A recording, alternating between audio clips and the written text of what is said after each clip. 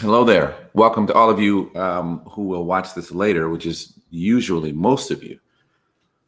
Watch this on the replay. If we don't know one another, my name is Corey, and I am, as I say every week, also, if you're new, this is for you if you're new. If you're not new and you're tired of hearing me say what I am every week, I'm sorry. I'm actually not sorry.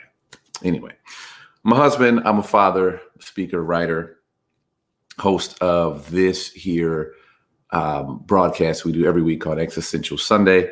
This is a space for folks that are going through and continuing to go through. I am really love and live, Nandi. For people who are going through some decolonization and deconstruction of their faith or their worldview, this is what this space is for. So we have these talks every week. Today is actually going to be a conversation. I have a guest who is coming, and you guys don't know who he is. He's coming. At least I hope so. Not here yet, but he's coming. And we're going to discuss some things. But in the meantime, if you are watching this via replay, you can fast forward to when I start moving my hands or where the guest shows up, because I'm going to speak to the people who are commenting. I'm going to say good morning. Good morning, Brian, Jennifer, Nandi, Rose, Sherry, Jerry, my beautiful wife. Guys, we've been married 21 years, by the way. Oh, let me turn that off. Okay, Corey, be a professional. You got your friggin' alerts going off. Sorry you guys had to hear that. That's ridiculous. Anita and Franny, good morning to all of you. Thank you guys for being here. Now, I have a guest that's coming through, and what I want us to spend some time discussing is what we all are talking about right now. We have a new president in the United States.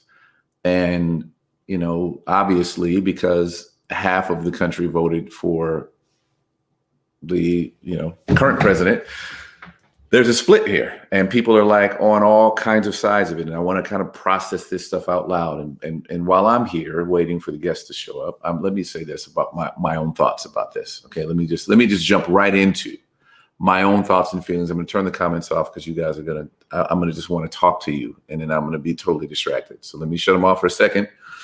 I am feeling all the feels about this. Like I was telling someone this morning that it actually feels like the end of Star Wars, Return of the Jedi, when the Emperor had fallen and everybody was celebrating and there was fireworks throughout the galaxy.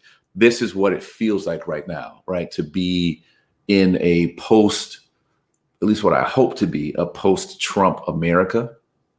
And yes, there is a ton of work left to do. There's like a ton of stuff that we still have to do. There's a ton of activism that still needs to happen. There's a ton of change, systemic, fundamental change that needs to happen in America, in the United States, in how we treat one another, in how we talk to and about one another. There is a ton of change that still needs to take place. But there is a moment right now to celebrate the fact that one of the greatest threats to democracy I've ever seen is no longer here, no longer with us. Okay. So with that being said, I'm just being notified that our guest is here. I said we were having potentially Bondre Henry. We could not get Bondre, but we actually, ladies and gentlemen,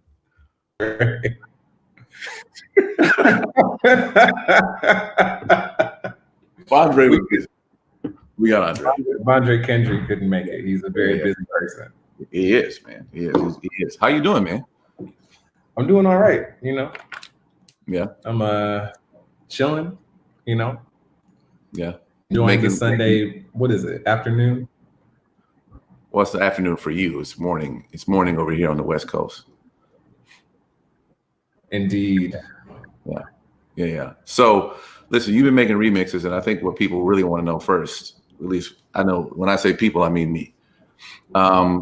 Did you feel some type of way that Paula called on angels from Africa and South America, but not Jamaica. Like, that she didn't call him. I mean, did you feel some type of way about but that? not Jamaica. You know, she knew better. You know what I'm saying? Because listen, I mean, she shouldn't have called on the African angels first time. I don't know what she was thinking about when she called on the African angels, because you know, that's where we get it from. But Jamaican angels don't play. You know what I mean? Like, they'll hurt your feelings. You know, Jamaican angels will show up and be like, why you call me for? Why you take me for, you idiot? The Jamaican angels. Jamaican angels will show up and call you the racist that you are. You know what I'm saying? True. So yeah, maybe she did have some kind of wisdom in not calling Jamaica. Like, you want to call on my ancestors because Marcus Garvey will show up.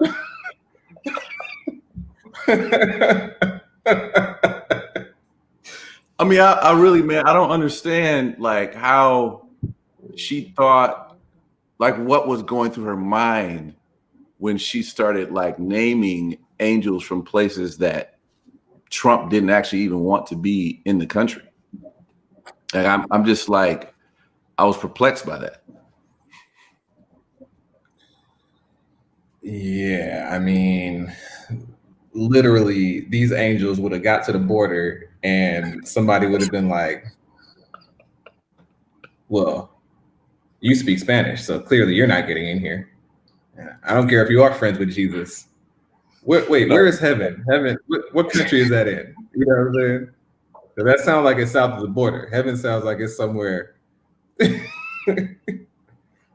Listen, I don't know where heaven is and what they do over there, but if y'all coming out this brown, it can't be a place that's good. Oh, yeah, so y'all gotta get out of here. It's turning these boats from heaven around.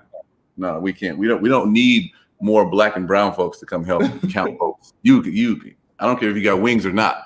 You are not allowed to come over here and help us. I don't care if you got wings or not. Oh, man, wings and halos and stuff. You're not fooling me, Negro, with your wings and your halo.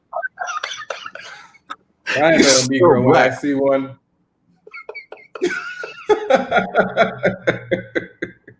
Listen, man. So how are you processing like a feeling, thinking since the news came out just yesterday that Biden and Kamala are president and vice president elect? I mean, I know you've been like talking about resisting a coup and all that kind of stuff. So what are you feeling right now? Man, I have a lot of thoughts. I mean, I'm processing a lot. First and foremost, let me just say, like, when we're talking about people pursuing like revolutionary change, social transformation, that, victories along the way are important. You're always working toward this big vision of change that is actually not achievable within 5 years. The revolution is it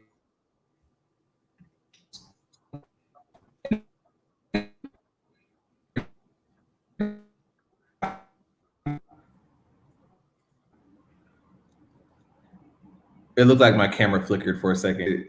Is my signal okay? Because I can It's plug better into now. like the Ethernet, which would probably be stronger. You should probably do that. Okay. Let me take a commercial break while you do that. Okay, let me do that. All right. Let me do that. Ladies and gentlemen.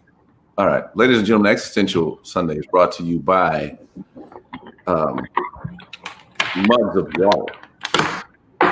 Mugs of water or jugs. Is it like what do they call these things? Like mini jugs, whatever this is. This is what Existential is brought to you by. You definitely cannot say that Existential is brought to you by jugs. That sounds inappropriate.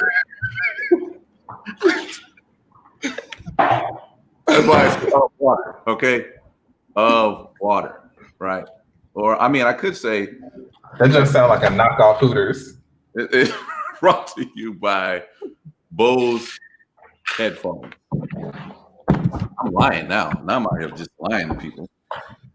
And if Bose is, well, I mean, I guess Bose would want me to say that though.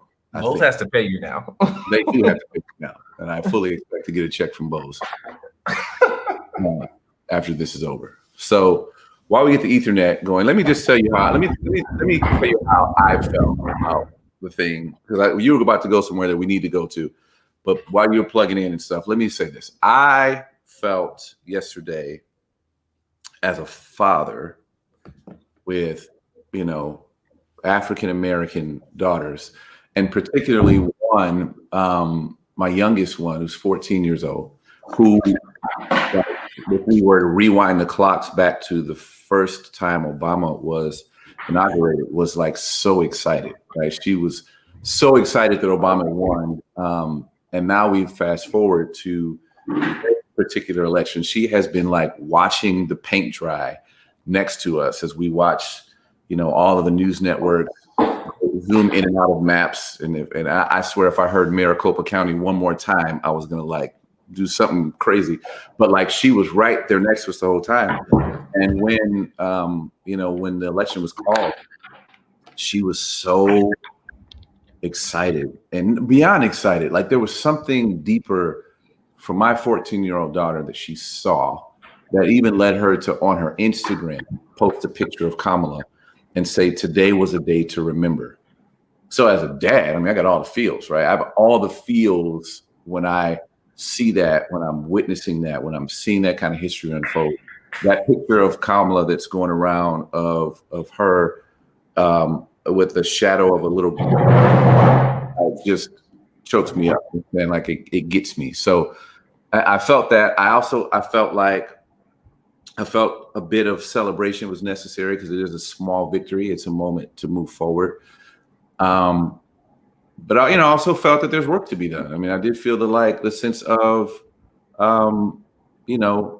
that there is more ahead of us, and that the democratic process doesn't stop with us voting for someone, but it continues with, like, as you're about to describe, it continues with more work. Like, that's a part of democracy. That's for democracy to work, is like, now that we have someone in office, we got work to do. We have someone to hold accountable.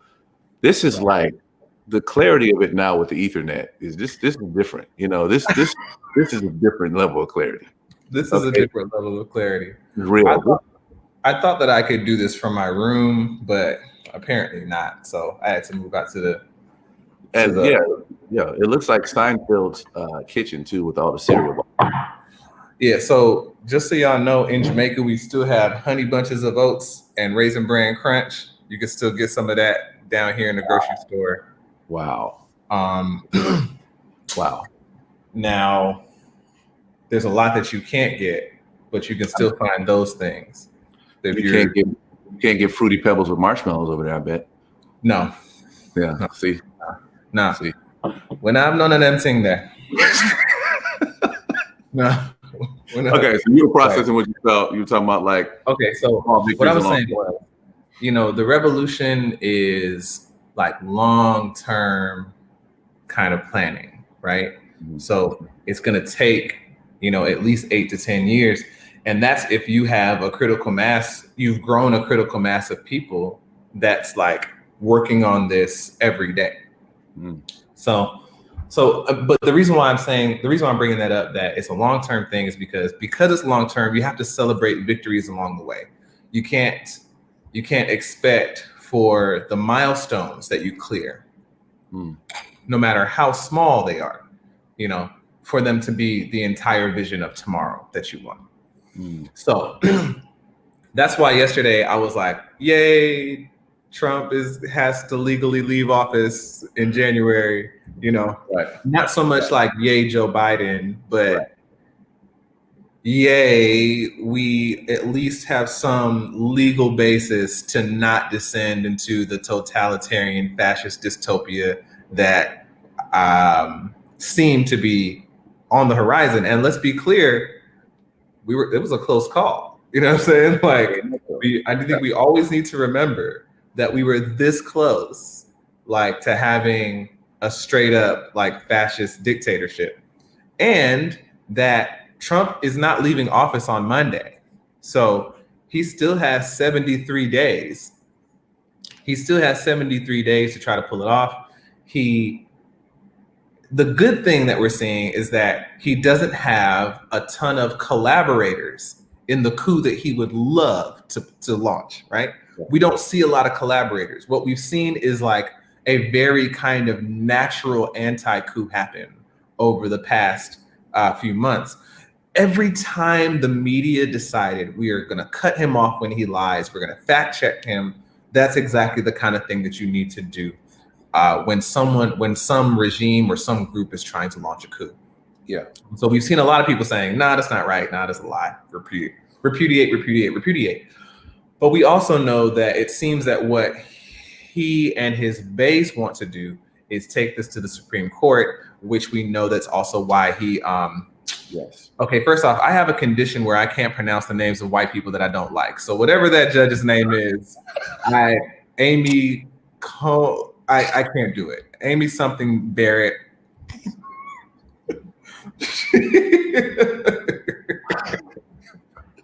Takes me a while, you know. It don't matter if it's like Bill Johnson. You just cannot. I cannot pronounce. It takes a lot of practice. Like I got you. Okay. Now, like the reason I can say Trump is because I've had so much practice saying Trump. All right, but like, I can't say Sean. You know, I won't say what I can't do it. Can't do it. So anyway, the reason that he stacked the court in that, or he's trying to stack the courts in that way, is because he wants for the courts to give him legitimacy for trying to overstay his welcome, right? Mm-hmm. So you know, we've seen that kind of happen, and that's good. That's given me a lot of hope, right? Or at least some level of relief. We know that if they wanted to, you know, stage a coup, that the coup planners need legitimacy more than anything. They need legitimacy and they need compliance.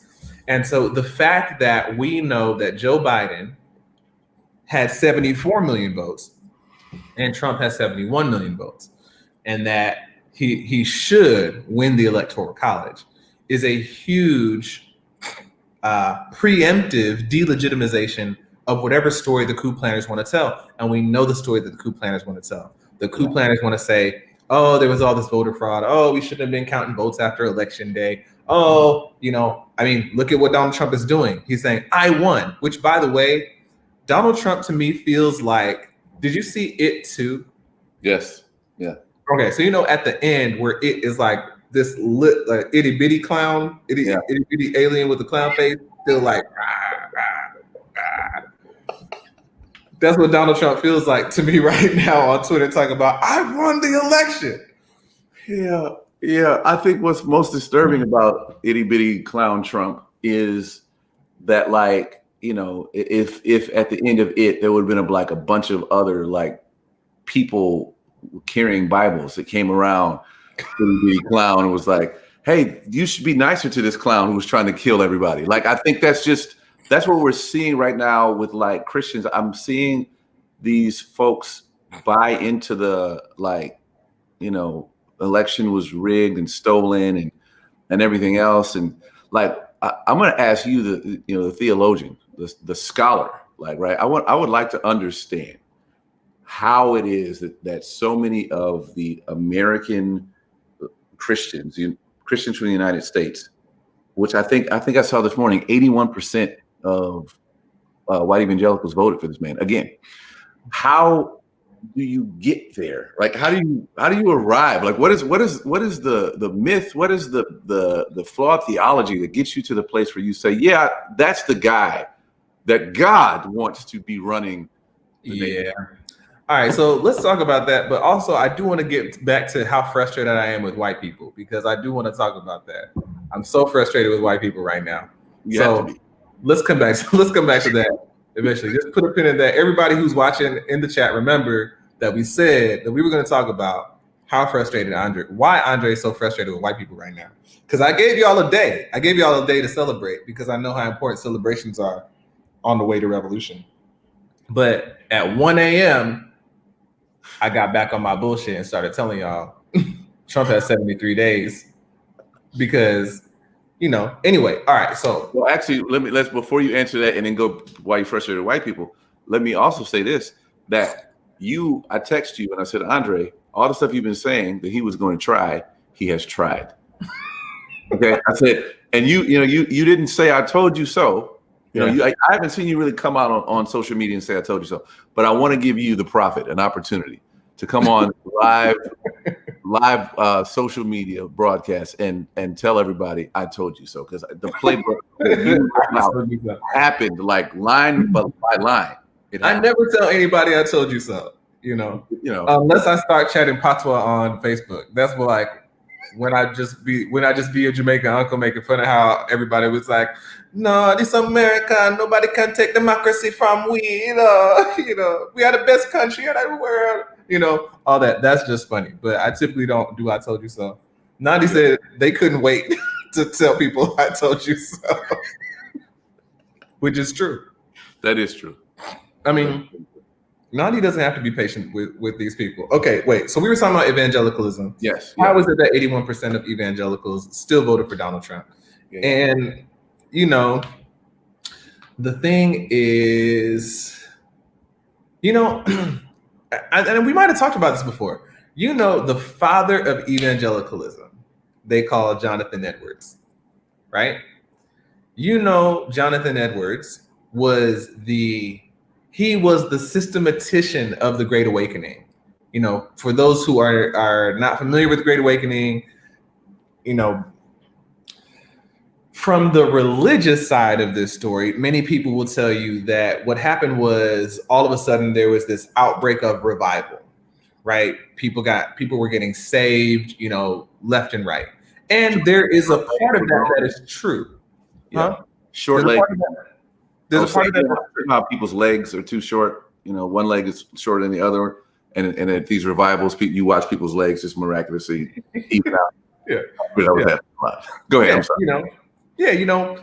Jonathan Edwards was preaching his famous sermon, Sinners in the Hands of an Angry God. And people were so moved by his sermons, that literally people were like digging their nails into the pews of these churches and leaving marks. They were, running out of the churches screaming and stuff like that because they were so moved by this evangelistic preaching. But there's a sociological part of this, of the Great Awakening, that isn't talked about very much, where their ancestors, like a generation or two before them, had actually locked so many people out of taking communion that you had a whole generation of folks that just weren't really included in church, because the bar to participate in the Eucharist or the Lord's Supper or communion, whatever you call it in your tradition. And if you have no tradition in Christianity, that's the part where, we drink the grape juice and eat bread, and it's supposed to symbolize Jesus' blood and body. So what happened in the Great Awakening was they democratized the Lord's Supper and said, now anybody can come have communion again.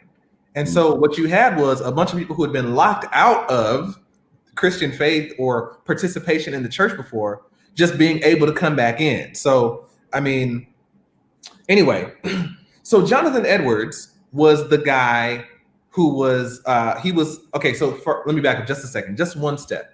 There was George Whitefield and there was Jonathan Edwards. And George Whitefield was like the premier preacher of the Great Awakening.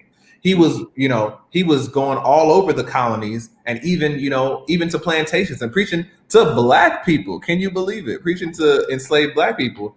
And enslaved Black people were becoming Christians, because of George Whitefield's preaching and stuff like that. And George Whitefield really didn't believe, he didn't care if Black people became saved, but the slave owners did. This was a huge problem for them. This became really controversial because they were like, if our slaves start getting baptized, do we have to start treating them like people? Yeah. Okay. So during the Great Awakening, you have what I was talking about, people running out of churches, people screaming, all this kind of stuff, accounts of miracles and all this kind of stuff. And what Jonathan Edwards was doing was he was the systematician. So he was the person who was writing treatises to explain how this could actually be a move of God and trying to intellectualize what was happening. And one of those intellectualizations that he did, that's not a word, sorry, everybody. But anyway, one of those intellectualizations that he did, I'm gonna say it again, is he tried to make theological sense of keeping people enslaved after they became Christians. So Jonathan Edwards, known as the father of evangelicalism, didn't publish anything about slavery. I gotta plug my laptop in. He didn't publish anything about slavery, but there is a fragment of his writing of a treatise or speech that he intended to deliver, where he was going to talk about slavery in general. And the reason why he was going to talk about slavery is because there were a bunch of abolitionists that were giving him shit for being a slaveholder. And if you read this fragment that Jonathan Edwards was writing to defend the fact that what he was going to try to do was he was trying to talk about slavery and slaveholding as though he wasn't talking about himself. So you know how people get on Facebook and they like to tell a story like it's in the third person, they talk about somebody else? That's exactly what Jonathan Edwards was doing with the notes. So when I say we have a fragment, we have like an outline that he intended to fill in about his defense for Christian slaveholding. And it's the same arguments that people make to this very day. Like when you go on Twitter right now, there are white Southern Baptists who are making the exact same arguments that Jonathan Edwards was trying to make for his slaveholding back in the day. And, you know, it's stuff like the Bible doesn't explicitly condemn slaveholding, blah, blah, blah, da, da, da, da, da. And this is the most damning part of it. He wrote it on the back of a receipt for an enslaved person. He wrote this, he had a receipt for a human being that he bought. And on the back of that receipt, he was jotting down notes to flesh out his slaveholder religion. Now, I excuse everyone if that was too long, because now we done spent 30 minutes. But you know, you asked me one question, and it's like, okay, well, I got 20 minutes worth. We needed the breakdown, though. We needed the breakdown. We're here for it. That is the father of evangelicalism who did that. So that's at the root of the tree. At the root of the tree of modern evangelicalism is white supremacy. And this is why they think that their God doesn't care about Black lives and would not be a part of the movement for Black lives, right? And this is why their Christianity is so wrapped up in the politics of racial caste. It was born there. Wow. Man, I mean, I don't even know where you go from there. Like not only in this conversation, but where you go from there in like life. You know what I'm saying? In real life, in how. So like during the election, when it started to look like Biden was going to win, I started feeling like my job moving forward was going to be trying to give people a pathway out of what you just described, like to allow people to to know that kind of truth, to get away from these churches. I called a friend of mine and I was like, I don't know. It was after Trump came forward and was basically saying, I won the election. And I'm reading between the lines or playing the record backwards, and I'm hearing him say, I'm not leaving. I'm staying here. You can't take this from me. And to see so many Christians come forward, I'm like, and support that. I'm like, what world leader would Christians come forward to say no to? You know what I'm saying? Like when you look at the way Trump is and people giving me shit for actually calling a spade, I'm like, so what would it take for you to actually say that is evil, that is wicked? And now listening to you say that whole history and the root of it, I'm like, what is the path? Where do we go? Because there has to be some place to go. Because we can't just throw people away. There has to be a place that we go. And I'm like, where the hell is that place?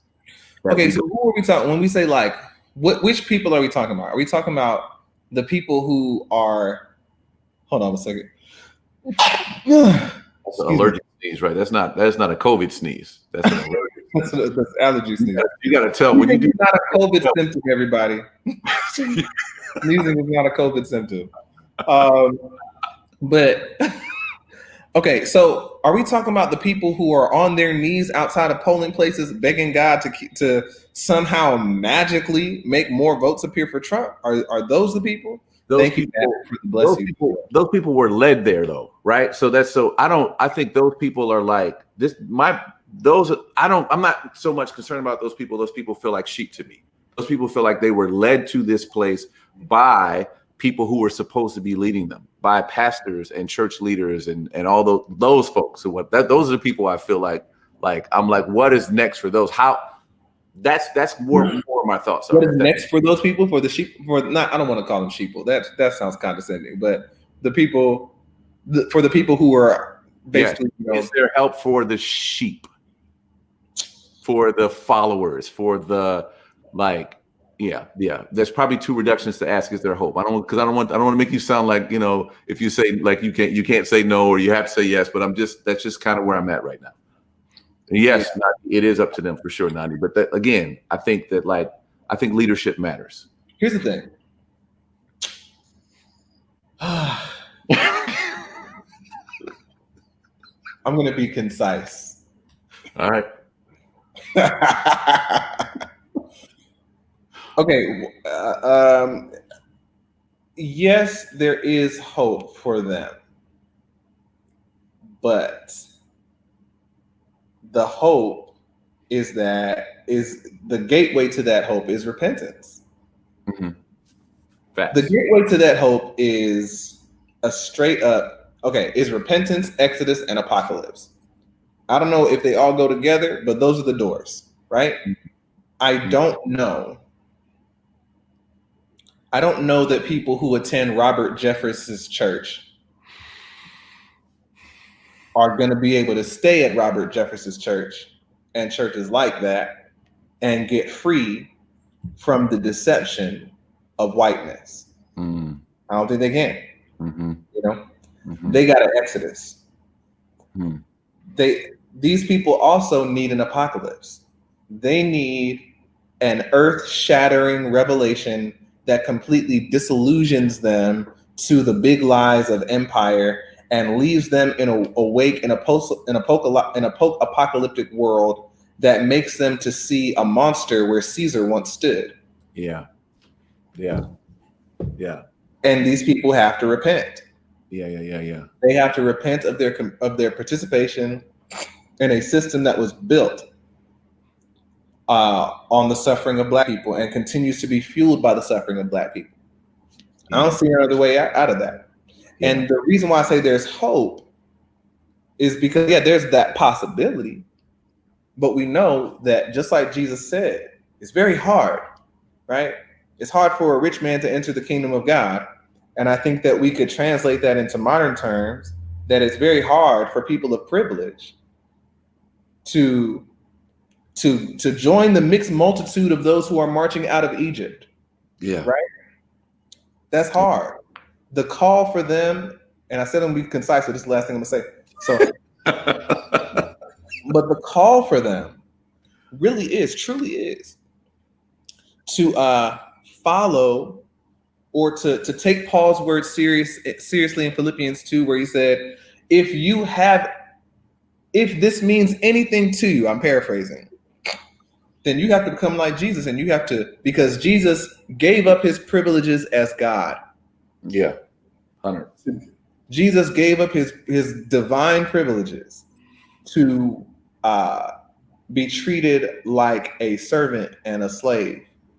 And that is the call, I think, for people who dwell at the top of America's racial caste system, who call themselves Christians, and want to be Christian. Mm-hmm. Well, if you want to be Christian, then you got to be like Christ. Yeah. I mean, I think in what you're saying, what I'm hearing is that the thing that stands out is the Exodus.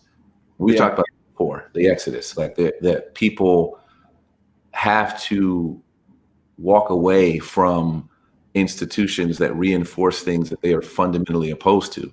Like, how do I say I'm fundamentally opposed to the thing, but I continue to give my time, my resources, my money, my allegiance to this other thing? At a certain level, I have to say, I'm done with it. We're not aligned. You know what I'm saying? And I think that's I believe that that's what's, for me anyway, what feels like a next step.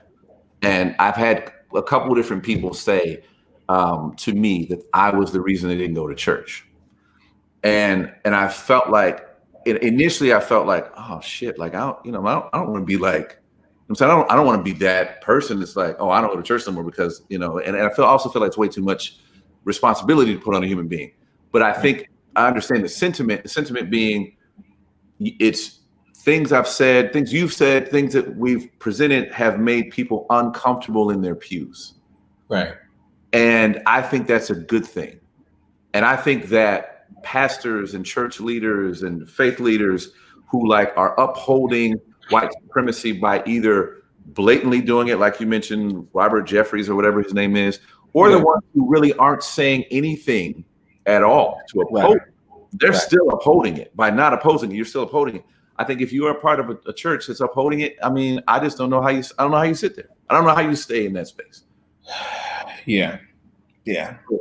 I do want to pivot to, I want to give you the floor to talk about, what's really burning on your heart right now when you talk about why you're mad at white people right now. In fact, what I'm gonna do, Andre, I'm gonna completely give you the floor, and I'm gonna leave the camera, and I'm gonna let you. Don't leave the camera. No, I think that. Okay, so wait, before we move on, I do want to say too, when we think about this from a social movement perspective, from trying to transform our society, we have to understand also that half of the battle has to do with changing America's common sense around racism. We have to change America's common sense around race. And okay, wait a minute. Nandi, whose hair looks good? Mine or Corey? I think they are talking about mine. Sorry. They are talking about my hair right now. Your hair is very neat today. I mean, I just got it did. I got my hair did. You just got it did. Yeah. So So yeah, we have to change America's common sense around race. And a part of the way that we change our common sense about race is through the stories that we tell, right? We have to tell different stories, more accurate stories that challenge the current white supremacist common sense that we've been trained in, right? Now, the way most people think about this is we need to sit down with racists over cups of coffee and convince them that they're wrong. Now, don't do that. Yeah. Don't do that. Don't go do that. What needs to happen is that we have to change entire social blocks, a better strategy, I would say. And this comes from Jonathan Smucker, by the way. Sometimes I'd be forgetting to cite my sources and stuff because I've internalized so much that I just, but Jonathan Smucker's book, Hegemony How To, talks about how a better strategy would be to focus on shifting the common sense of entire social blocks. Now, the way that we do that is by using the idea shaping institutions in our society to do that. There are already media, educational system, and churches, religious organizations, right? These are idea shaping institutions that already are shaping or reinforcing the white supremacist common sense that we have, and they have the power to change the white supremacist common sense that we have. Now, we can build indigenous institutions that are social justice oriented and all that kind of stuff. And at the same time, building our own institution takes a lot of resources and takes a lot of time to build credibility and all that kind of stuff, right? So actually another part of this, and I was watching The Funky Academic, and he mentioned this, and it really resonated with me. He was saying that not only do we need to build indigenous institutions, we also need to take over. We need to seek leadership in established institutions.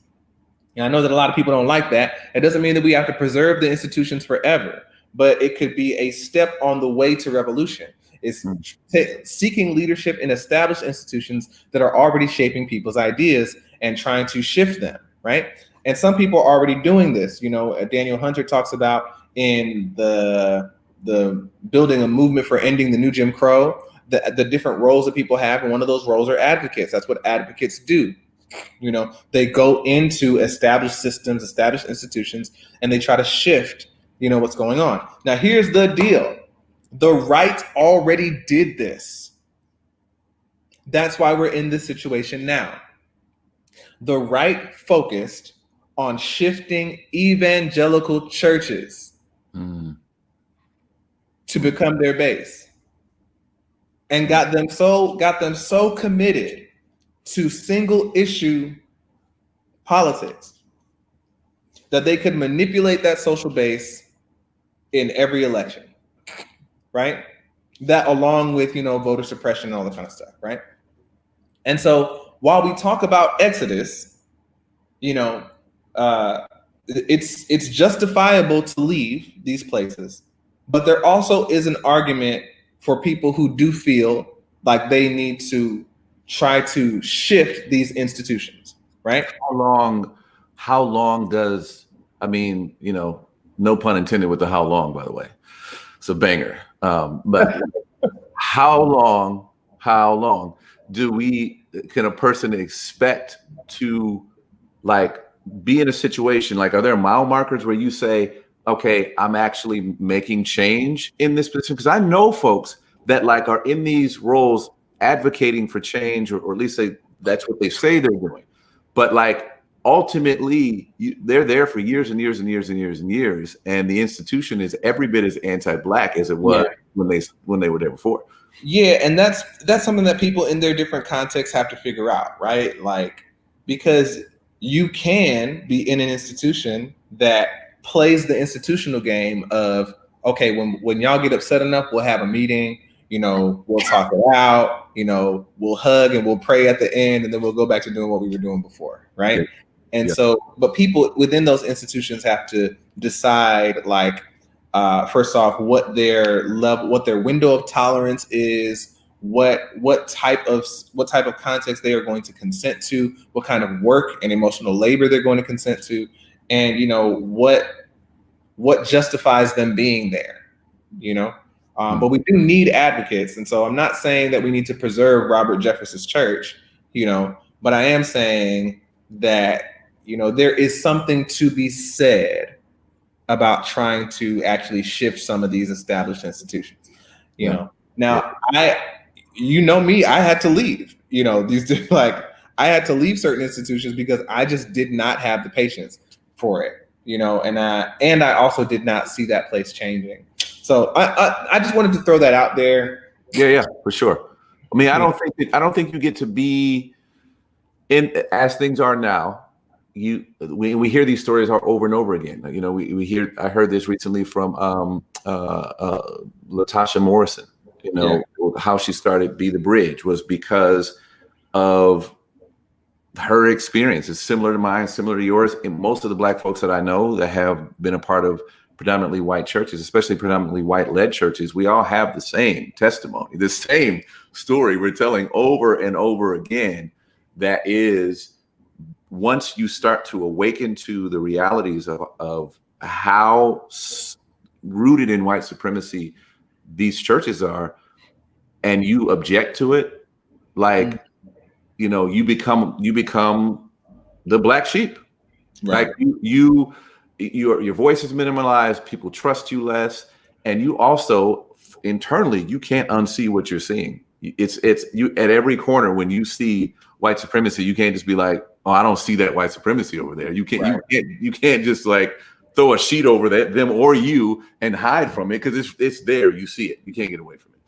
Yeah, you know, I think that a lot of it has to do with like the leadership. Sorry, I've got like one alfalfa hair that keeps on like, you know, and I hate it. So I keep on like trying to be like, no, get down. Okay, so see, look, there you go. Yeah, there it is. There it is. This is the stage. This guy is insubordinate. Yeah. But this, you know, you got to go through this stage. Oh, man, I didn't realize I was going through the awkward stage until very recently.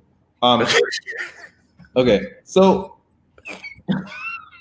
basically what I'm saying is, I I think that people should consider taking a. Some people should consider taking an organizing approach in their churches to try to get them to change. The leader needs to be considered, needs to be convinced, or the leader needs to be committed to their own journey toward anti-racism, right? But I think that leaders also tend to know that that their leadership depends on the consent of the people, right? And so if they have, a critical mass in their church that wants for them to be more attentive to social justice issues, all that kind of stuff, then maybe they will. Now, here's the problem with evangelicalism is that many evangelical churches are built on an authoritarian structure. And authoritarians don't care about the consent of the people. So anyway, if you're, that's for people in those situations to figure out.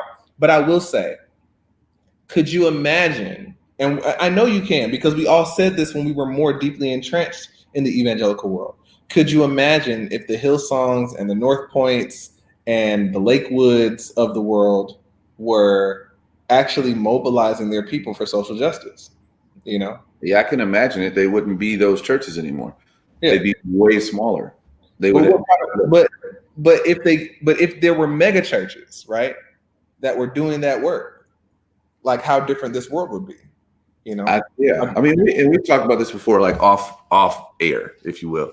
That like I don't know that I believe that, and I think last time we talked, I think you do. I don't know that I believe a church can fundamentally be a mega church in the United States and actually do what you just said, because I think they're consistently running into not addressing some of the messier issues of justice and certainly when it comes to the caste system in America, like because the folks with the resources are funding these endeavors, they tend to bend over backwards to make sure that those people are never offended or upset. And so they go so far, and then they go, well, let's balance it out. They may go to, Black Lives Matter. They may be very upset about George Floyd and Breonna Taylor, but then they'll stop shy of defunding the police.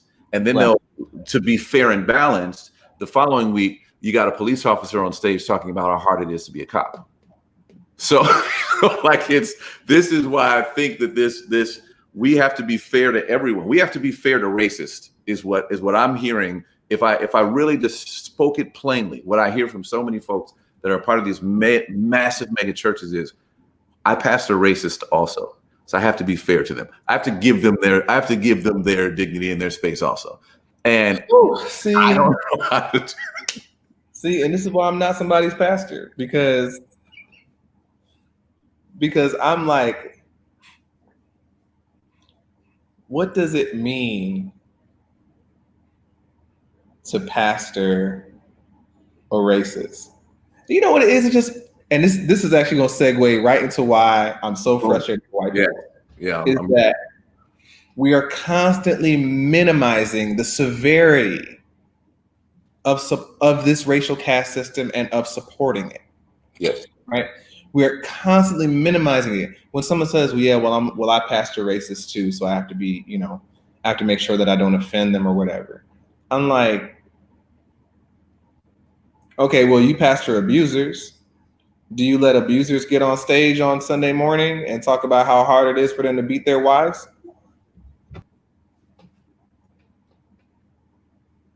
Now a lot of churches are not good on domestic abuse either. So I'm not saying that like they do it better, but I'm saying though you don't typically, a lot of churches would not do that. They would not give someone that they know is abusing their children or abusing their wives or even their pets, to get on stage and talk about how hard it is. Ever.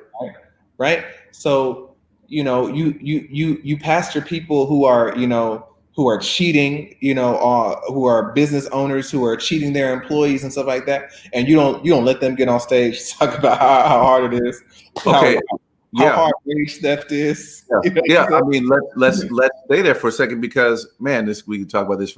We got to cut this off in like 5 minutes. But we just had Carl Lentz. You know, he also kind of snuck this in the middle of election. You know what I'm saying? Like sort of like where nobody's thinking, nobody's paying attention. We saw you, Hillsong, but like we had Carl Lentz have, you know, whatever happened with him, and he was fired from Hillsong because he was unfaithful to his spouse. Right.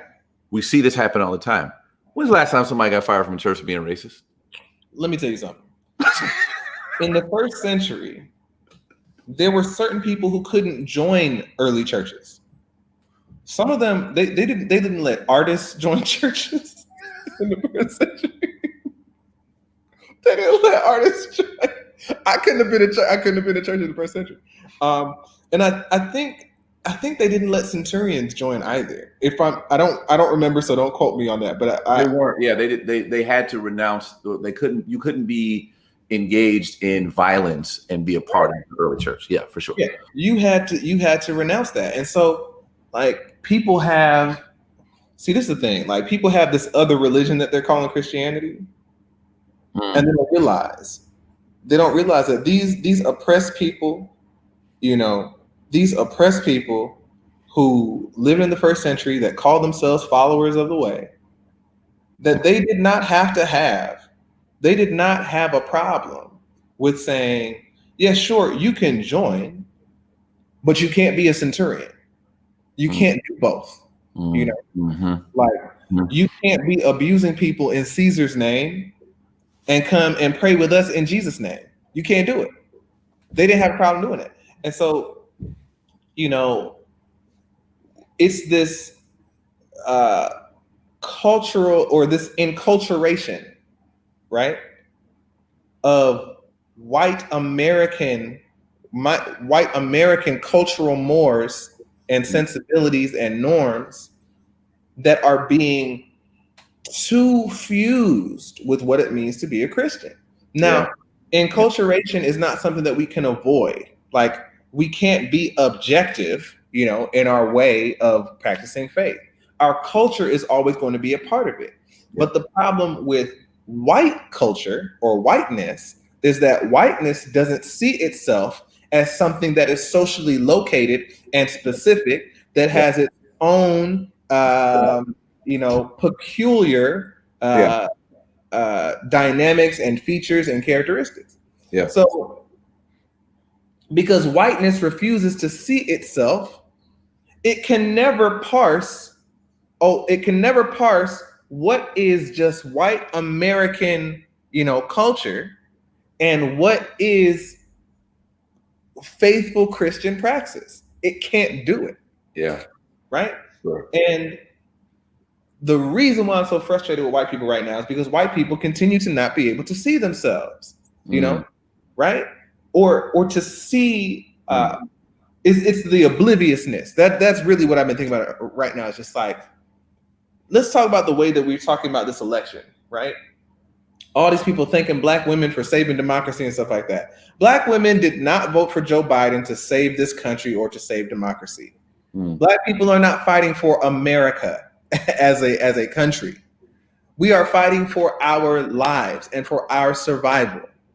You know, if this country if it were Serbia or Romania or, you know, Australia or, you know, Venezuela, and they were treating us like this, we would do the same thing. We are not fighting for America.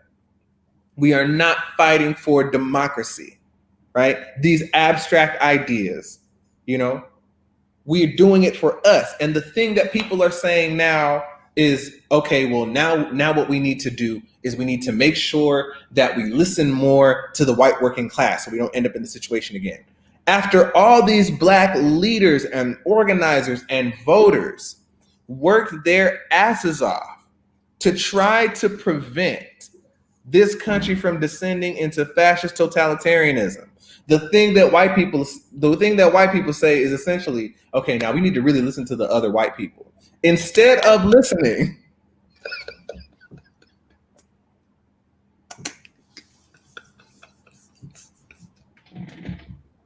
instead of listening to the Black and brown and indigenous and people of color, but especially Black women, right? Yeah, man. Who literally only saved this country as a byproduct of their self-defense, right? And they still don't perceive that what happened is that they are free riders and that they benefited from Black people's self-defense. They still don't see that what we are doing is defending ourselves.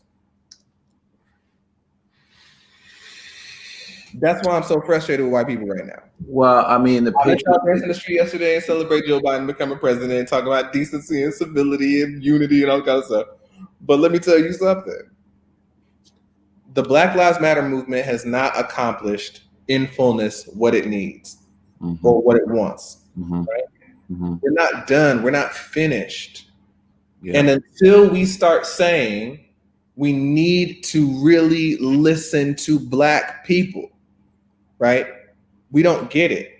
Y'all ready to reach across the aisle and hug these racists that are still talking about, taking this election to court, that are talking about picking up guns and shooting us, that are talking about civil war.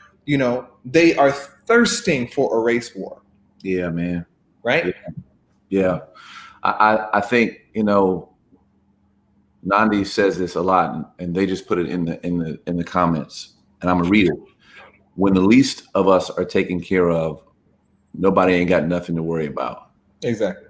And there are so many people of faith, especially from the Christian tradition, who talk about this idea of kingdom, and not throw it around in very abstract ways. But I think that statement is what we're talking about, is that this entire thing.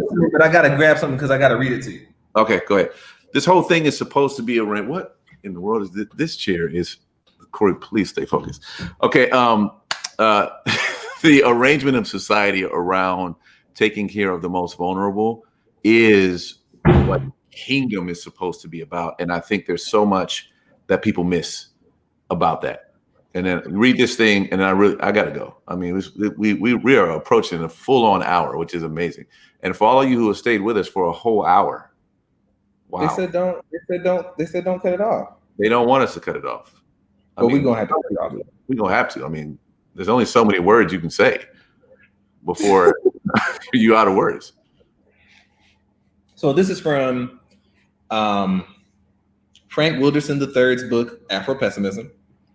And I wish that the Afro-pessimists were not so right, but about so much. But this is what came to me as I thought about, this whole thing, especially what we're talking about right now.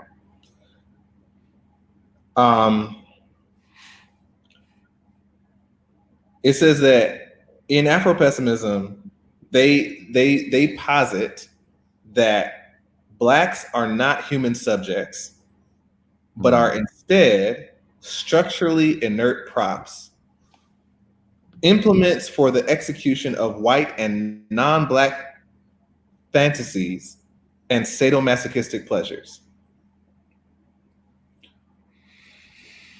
And this is what I see even as people step on our backs and our work to celebrate what has happened in this country and immediately erase us.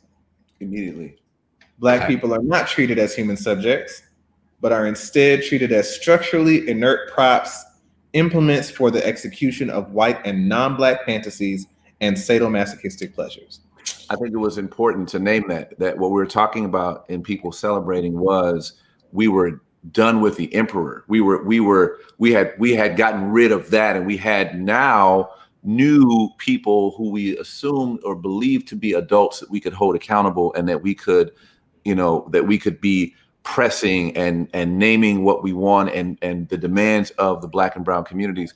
I will say that immediately one of the things that stood out to me that I told Julia, I'm like, I don't like the fact that Biden came out and wasn't like falling over himself to prop Kamala up to say thank you. They're like the first time he spoke, Kamala's just standing there, and I'm like, I don't like this. And I didn't know why I didn't like it, but you just named why I don't like it. Is that we are propped up to further the agenda of white folks, even though the liberal people can be racist. Progressive people are still racist. Like it's not like Republicans have the market cornered on racism. Racism is across both aisles. It's bipartisan. And I've seen it this summer as people started really realizing that Trump is trying to become an authoritarian dictator. I've seen people in anti-authoritarian movements, lefty white people who come to Black Lives Matter events, Black Lives Matter protests, and chant over the leaders. They don't respect the politic of the Black Lives Matter organizers. They're not saying the victim's name, all the kind of stuff. Like they use, but they want to use, right, the name of George Floyd and Breonna Taylor and Ahmaud Arbery, so that they can further their agenda. And that's what I see right now. But I know we're at an hour and a minute. Wow. Well, let me wrap this up. Folks, Andre has a couple podcasts currently right now. You got Code Red and the Hope and Hard Pills podcast. I mean, it's just the Hope and Hard Pills podcast, really. But Code Red is just like the emergency episodes to fight. Emergency episodes. These are the emergency episodes to fight authoritarianism, which we still have to do over the next 73 days. Yeah. And then, you have a Patreon and a bunch of other work, and you're working on a book, which we'll have you back when the book is, we'll probably be back before the book anyway. So folks, thanks so much for watching this. If you shared it, thanks for sharing it. And my God, if you watch for an hour and a minute, geez, thank you so much I'm not thanking you for watching for an hour. I mean, you decided to watch for an hour. I need to stop thanking people for doing simple stuff. But anyway, folks, I appreciate you. Grace and peace until next time. See y'all.